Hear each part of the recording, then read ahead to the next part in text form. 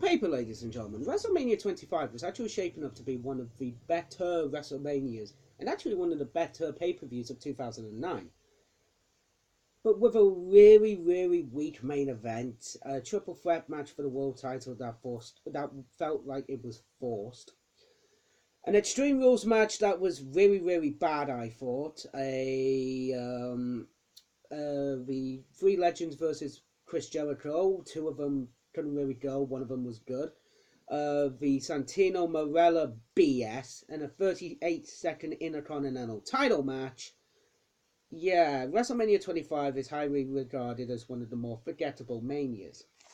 But you unforgettable pay-per-view, ladies and gentlemen, look no further than Survivor Series 2006. Ladies and gentlemen, welcome to episode 24 of the Classic Wrestling Series. I am your host, Peter Samuels, and here we go with Survivor Series 2006. This show pissed me off when I first watched it.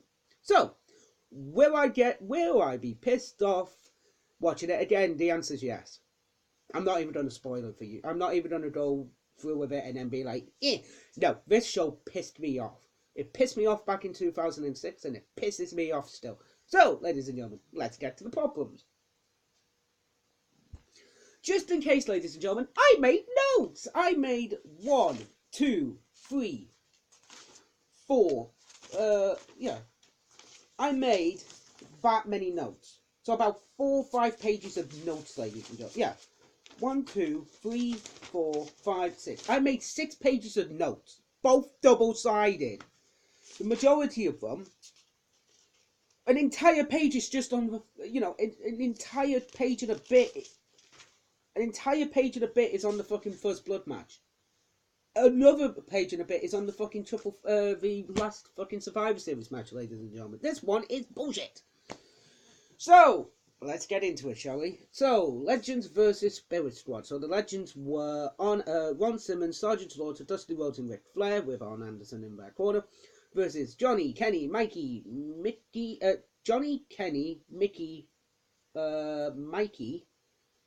One minute. I've literally just. Yeah, Johnny, Kenny, Nicky, and Mikey. With Mitch in their corner. I've just realised something. I don't have Nicky's elimination. That's weird. Anyway, getting back to this. This match sucked. For one reason and one reason only. You have Ric Flair in the fucking match, and it's 2-on-1. Is it 2-on-1 or 3-on-1? 3-on-1. Sorry, it's a 3-on-1 beatdown for the Spirit Squad, and they still can't beat Ric Flair. One of them gets rolled up. The other one gets, two of them get, Flair gets his foot on the ropes. He's a good guy. I think Nicky gets rolled up. Kenny gets his, one minute. Sorry, I'm trying to remember this off the top of my head. Kenny has his, Flair puts his foot on the ropes when he's, eliminating Nicky. Kenny gets rolled up, and Johnny gets tapped out. Those are the last 3 eliminations. Flair's a good guy, and he fucks over Nicky. So it's like, so Flair wins the match. Fair enough, but Spirit Squad should have won this match. They should have just won it. They got jobbed out to fuck. Kenny would go on to try and have a solo career. Doesn't turn out, and Nicky would turn into Dolph Ziggler. So yeah, again, Dusty Rhodes rest his soul. He did okay. Sergeant Slaughter, fuck me, why was he even in the fucking match? Ron Simmons replaced the injured Ric Flair, which was upsetting, but Flair needed Ric Flair. Roddy Piper, needed a surgery, which was successful apparently. That JR told us. So Ron Simmons replaced him. I think that, to be fair, out of all of them, Sergeant Slaughter was probably the fucking worst. Sorry about that, I'm still ill, guys. Next up, the United States Championship match. Oh my! I could go into many fucking reasons why this match sucked. Oh well, not sucked, but this match was okay. But there was one over-glaring problem. The exploitation of Eddie's death. My God, this pissed me off. The amount of times that people, that the WWE exploited Eddie's death. They did a DVD and then they did this. They also did Rey Mysterio winning the world title. Fair enough, that's fine. They should have just fucking stopped with that, because then Chris Benoit's talking about fucking Eddie's estate and calling Vicky's lawyer. It's like, fuck off, the man's dead. A legend's died, and you now are exploiting his death. Fuck off, WWE. Fuck me, that pissed me off. The third problem with this match, not the women's championship match was a good match. It was Lita versus Mickie James. What happened before and after the match pissed me off. So basically, Lita and Edge are having a conversation with Todd Grisham before the match, before Lita and Edge's match, which ironically are next. And then all of a sudden, Crime Time are in the back, stealing their stuff, going around and stealing Lita's stuff. Why are Crime Time doing this? Oh, because they're lovable roles. Fuck off, WWE. And then after the match, a woman who literally gave her neck for the WWE, legit, in the first ever fucking women's main event on Raw, then is humiliated by having Crime Time sell her shit. It's to sell her stuff. Fuck you, WWE. The match was good, but the disrespect of Lita before and after the match just really fucking put this one on a downer. Next up, Cole Captains DX versus Cole Captains Raider RKO. This match. What's the problem with this match? Well, the problem with this match was it was a whitewash for the good guys. Why? It wasn't needed. I mean, have Jeff Hardy be eliminated. Have Jeff Hardy be eliminated by Johnny Nitro or something. The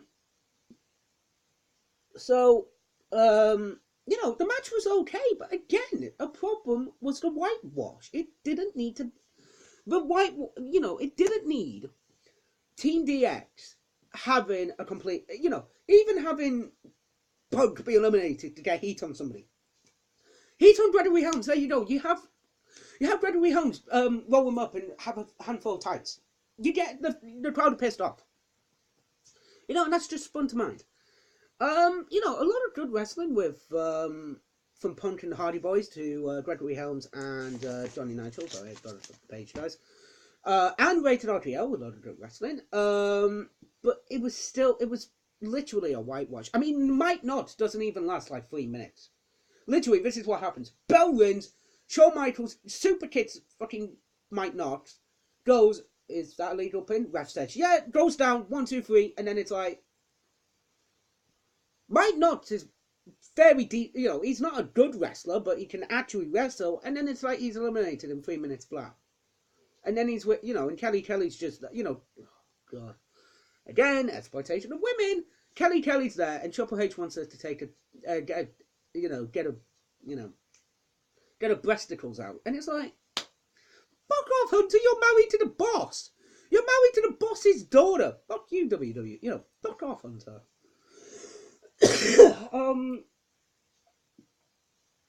And then, it looked, a funny moment in the match. Johnny Nitro and Shawn Michaels are wrestling in the ring. They're doing an exchange, and Michaels slides out to give Melina, just to put his arm around Melina, and then Melina hugs him. They just look at each other. Melina thinking it's Johnny Nitro looks at each other, and then they just scream. It's like, okay, that's funny. The only fucking funny thing in the match, and it was Shawn Michaels. Shawn can do comedy quite well. I'll give him that one. He's actually been very good as a comedy wrestler. Not as a comedy wrestler, but as a comedy, to do comedy intro and stuff like, and to do things like that. Fair enough. Okay, he's good. He's a funny guy to do it. But he's also a serious wrestler. He's a legit wrestler, but can also perform some funny stuff. Fair enough. What next? Yeah, also, when Mike Knott was eliminated, Shawn's just there like, who who's that guy I've just been? Mike Knox. Oh, not Devin. 10:15. Copyright. But then again, so Nitro was then eliminated by Punk with the added coronavirus. Fair enough. Gregory Helms and Hardy Boys did some good stuff. Hunter gets involved and fucking, meh. Gregory Helms gets eliminated by the Twister Face Swanton Bomb combo. Then it looked like Rated RKO were going to leave. Hardy Boys run out. Edge attack. Matt Hardy attacking Edge actually, for people who remembered the feud back in the day, that's actually quite knowledgeable. And Hardy attacking Orton would actually lead to their, would actually go on to lead to their championship match at the Royal Rumble in 2008. Again, psychology. That was good. Edge then getting poetry in motion, switching music, and then the pin. They did not need the poetry in motion and the switching music. I think it should have just been the switching music. But yeah. Also, a beautiful springboard dive from Hardy and Michaels onto Rated RKO. That was really, really good. But, so now it's just Randy Orton versus all 5 members of Team DX. So naturally, Orton does the smart thing and bolts. Hardy's and Punk grab him. Run him inside, he then gets Sweet Chin Music and Pedigreed for the win. Man. It was a foregone conclusion. DX were going to win this match, but a whitewash. I would have genuinely thought that they would have the Hardys and Punk eliminated, so then it's literally 5-on-2 and DX have to beat the odds. But wasn't fucking needed, ladies and gentlemen. Okay, first blood match. Taker versus Kennedy. What was the problem with this match? Undertaker took the majority. Undertaker literally beat Kennedy up. Literally kicked the crap out of him. And the only reason that Kennedy won is because of a fucking chair shot by MVP. And it's like, wait a minute, there's no disqualifications in a fucking first blood match. But apparently, there is! We'll get to that moment in a minute. So, Kennedy has been on a roll.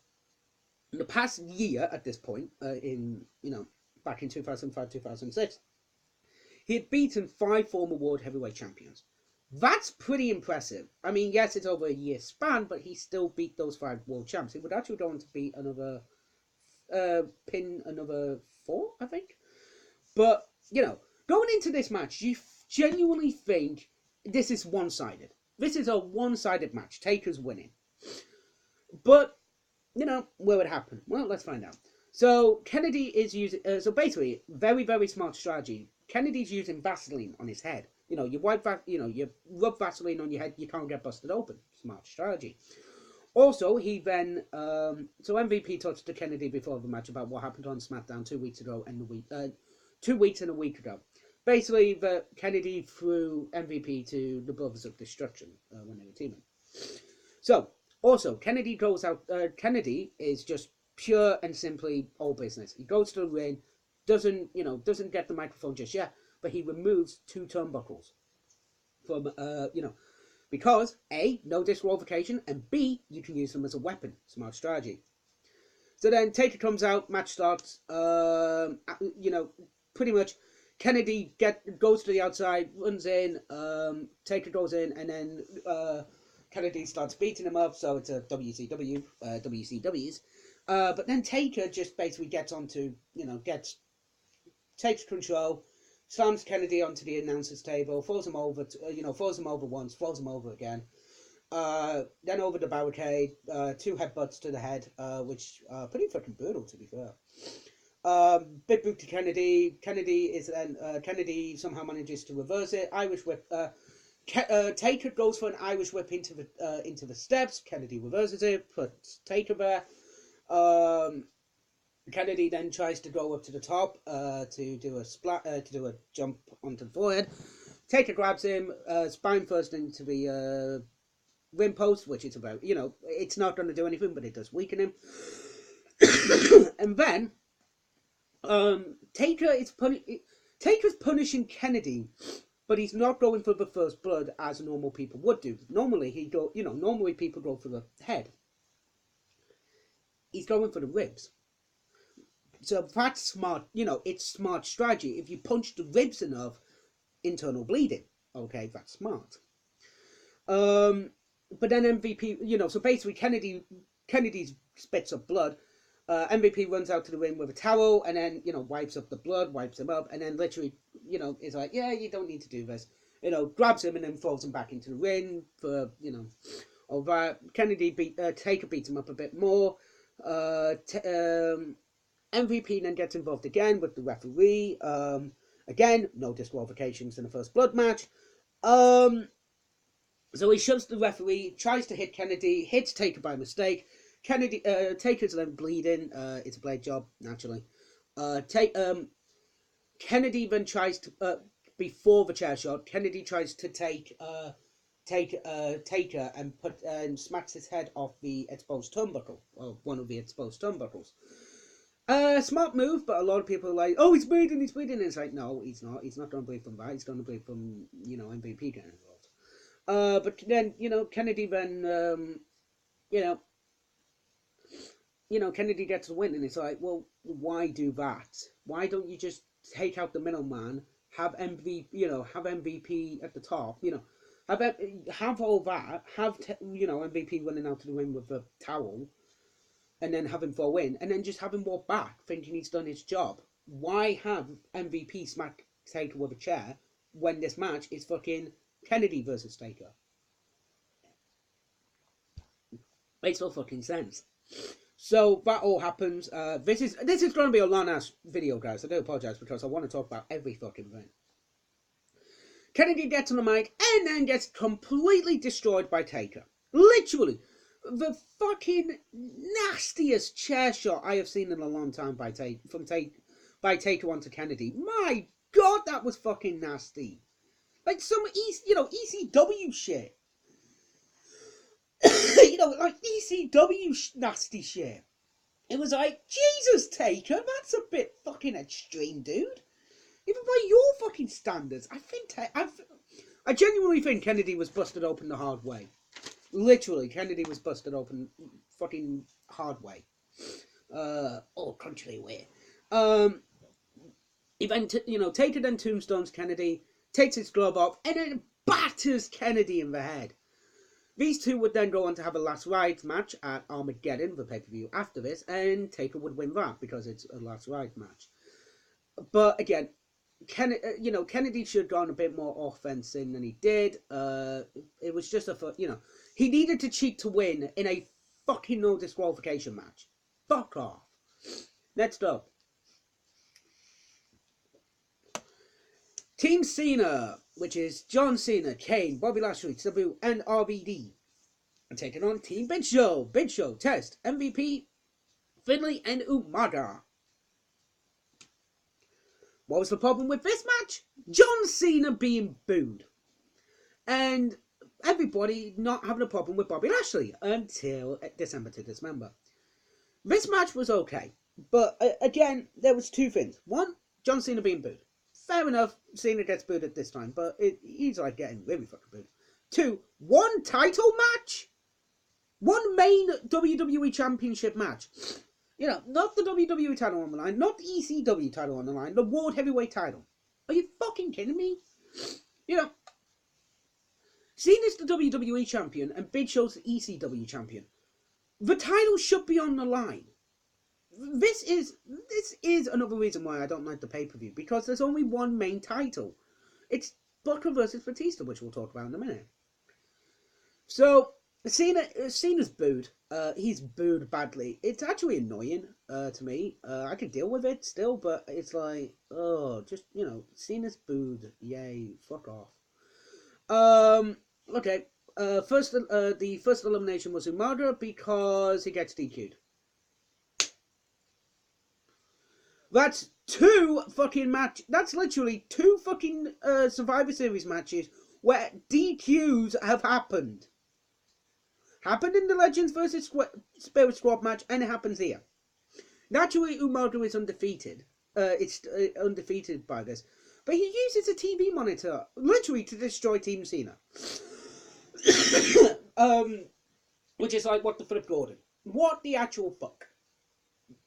But then, you know, he basically, you know, he then tries to kill Cena by actually bashing his head in with the monitor. Why? You know, that's a really smart idea. You know, fuck off.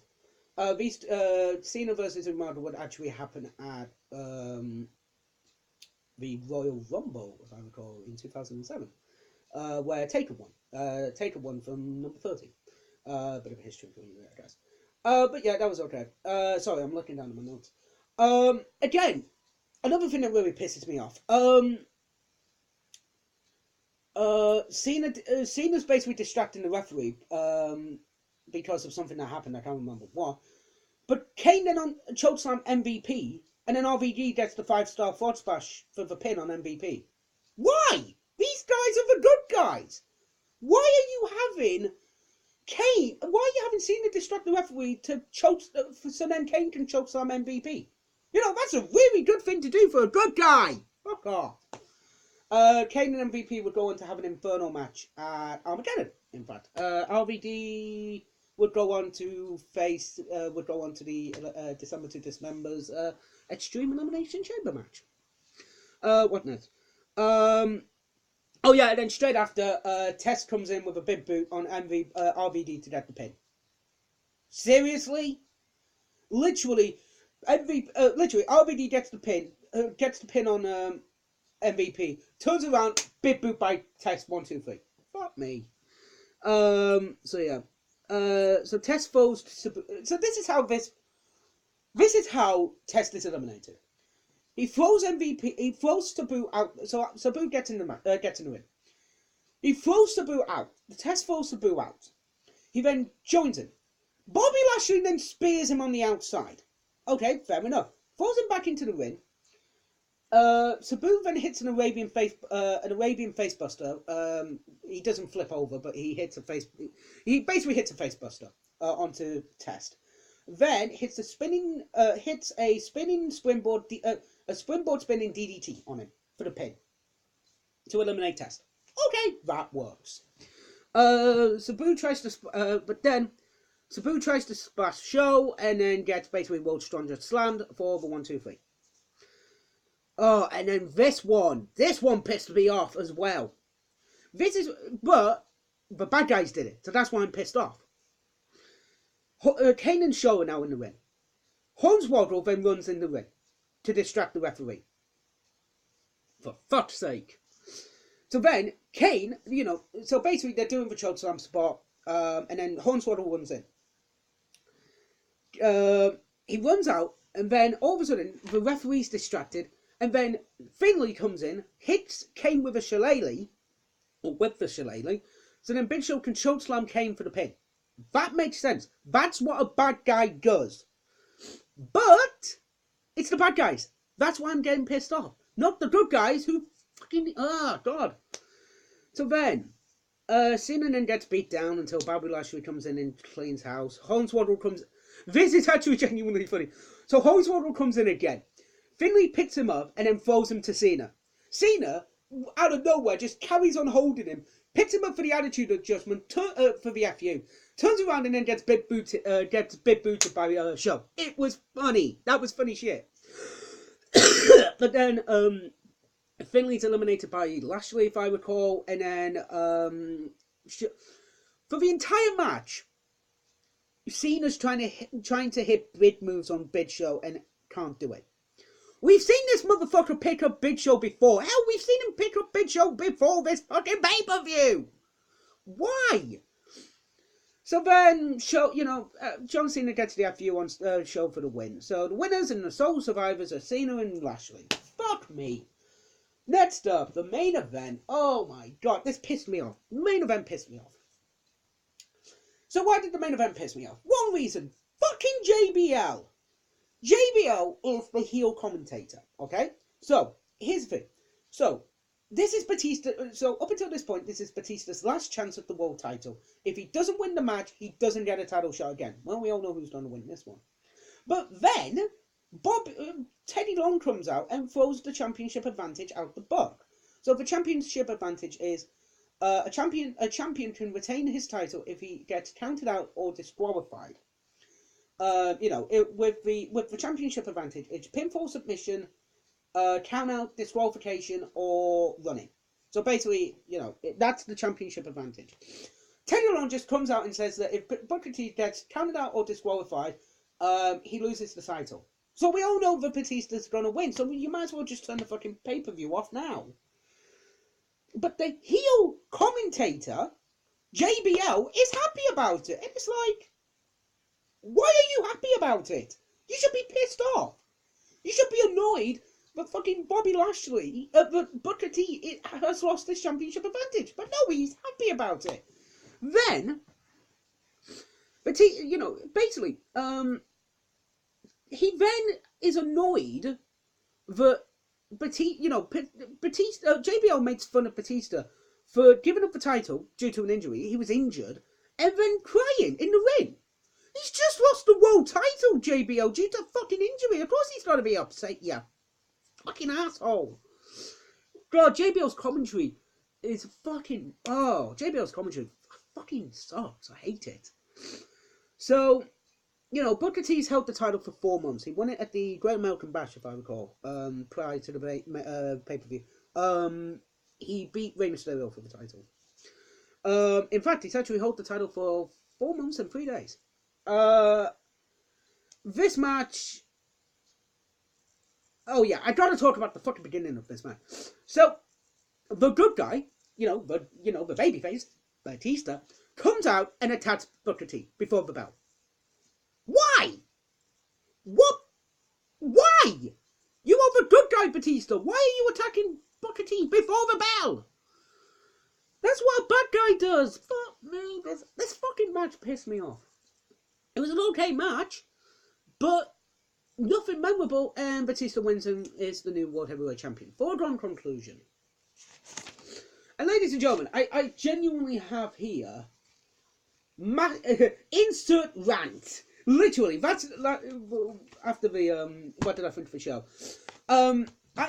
This pay-per-view sucked. This pay-per-view is one of the worst fucking Survivor Series matches. One of the worst Survivor Series pay-per-views I've seen. There's many more back in the day, but this one is fucking awful. Bad booking decisions by Vince or whoever booked the show. I will go through each problem. I've explained in full. My God, this is nearly 30 fucking minutes. I will explain now in full what I thought of the bad booking decisions. Number 1, Spirit Squad not winning the match. Number 2, the exploitation of Eddie's death. Number 3, the fucking disrespect that they showed Lita after her match with Mickie James. 4, DX whitewashing rated RKO. They would carry on with this feud, but they should have at least had a 5-on-2 advantage going into the match. First blood match. So that's 5 so far. Taker basically dominating the match until MVP gets involved and gets the win for Kennedy. Bullshit. In a no disqualification match, might I add. Cena versus Show. This match, so Cena versus Show. Not enough title matches on the card. They should have at least have Cena versus whoever and Show versus whoever. Not fucking Team Cena versus Team Show. Also, the crowd. The crowd were fucking hating it. Loving Bobby Lashley and shit like that. But yeah. And then the main event, foregone conclusion. The main event basically is Batista versus Booker T. And as soon as Teddy Long comes out and says the championship advantage is null and voided, you already know who wins. You know who wins the match, and it's Batista. So, what did I think of the show? A fucking weak-ass show. A weak Survivor Series, I think, in my personal opinion. Three Survivor Series matches that are meh.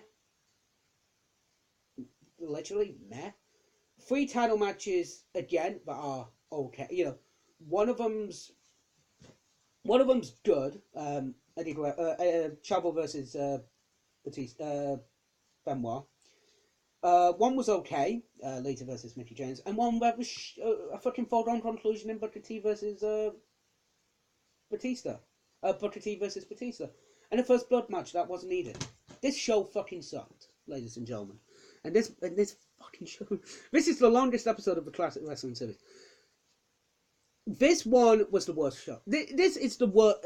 In the modern era Survivor Series, this is the... You know, between 2000 and 2010, this is the worst one, I think, in my personal opinion. So, ladies and gentlemen, that is it. It is game over. The DVD Battle Royal is over. I have had a lot of fun doing this, ladies and gentlemen. But, ladies and gentlemen, what is coming up next? Well, the week after... Next week, ladies and gentlemen, is WrestleMania week. I love it. So, ladies and gentlemen, I think we're going to jump back to a WrestleMania. I think we're going to watch WrestleMania... I'm not going to tell you guys. It's going to be a WrestleMania. But it's going to be a surprise WrestleMania. Ladies and gentlemen, thank you so much for watching the Classic Wrestling Series. And I will see you next week for episode 25 of the Classic Wrestling Series. Catch you on the flip side.